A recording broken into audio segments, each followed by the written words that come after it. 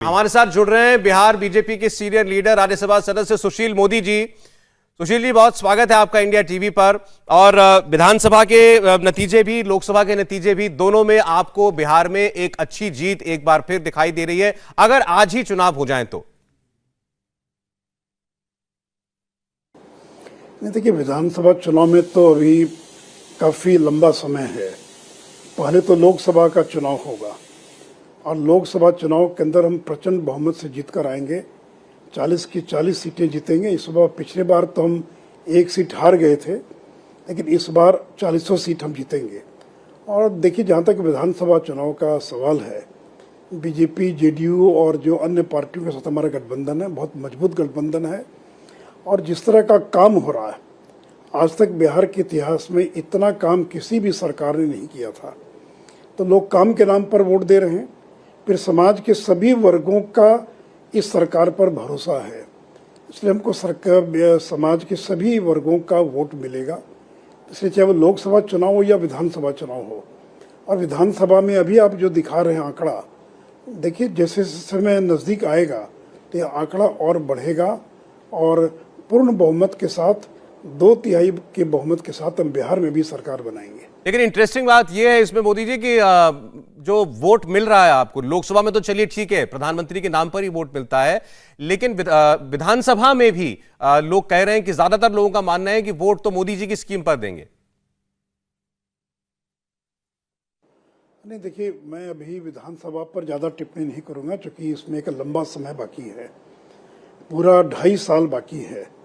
और पहले तो लोकसभा का चुनाव होगा और लोकसभा का जो चुनाव परिणाम होगा वो विधानसभा को भी प्रभावित करेगा।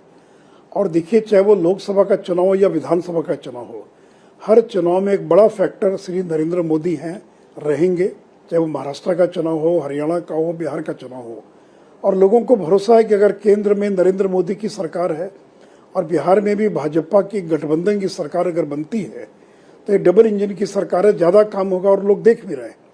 इसलिए एक बड़ा वोट नरेंद्र मोदी के नाम पर मिलेगा।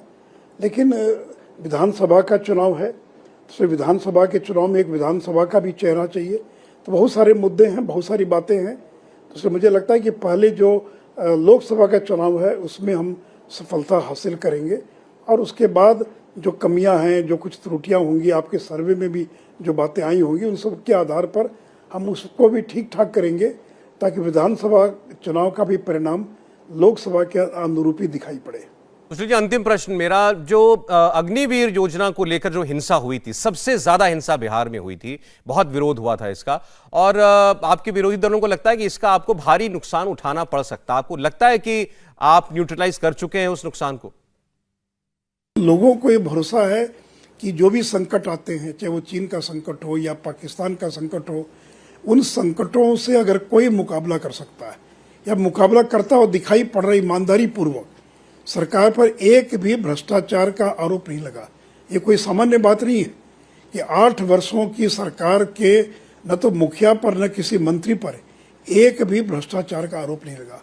तो इसलिए जो लोगों को भरोसा, फिर जो केंद्र की जो योजनाएं हैं, जो स्कीम्स हैं, उन स्कीम्स का लाभ अंतिम आदमी तक पहुंच रहा है। ये जो डायरेक्ट बेनिफिट ट्रांसफर है, 2.25 लाख करोड़ रुपये से ज़्यादा की बचत हुई है। 2 करोड़ से ज़्यादा जो फर्जी गैस के कनेक्शन से वो रद्द किए गए। 4 करोड़ से ज़्यादा फर्जी ration card, duplicate ration card रद्द किए गए। तो नरेंद्र मोदी ने जिस तरह से जनधन योजना प्रारंभ की, डायरेक्ट बेनिफिट ट्रांसफ़र प्रारंभ किया, हर योजना का लाभ सीधे लाभार्थी को कैसे मिल सके। फिर जो यूक्रेन के अंदर 20,000 से ज़्यादा भारतीय बच्चे जो फंसे हुए थे, उनको वहाँ से निकाल कर लाना। तो ये जो तमाम जो प्रयास किए गए, उन प्रयासों को जनता बहुत गौर से देख रही है।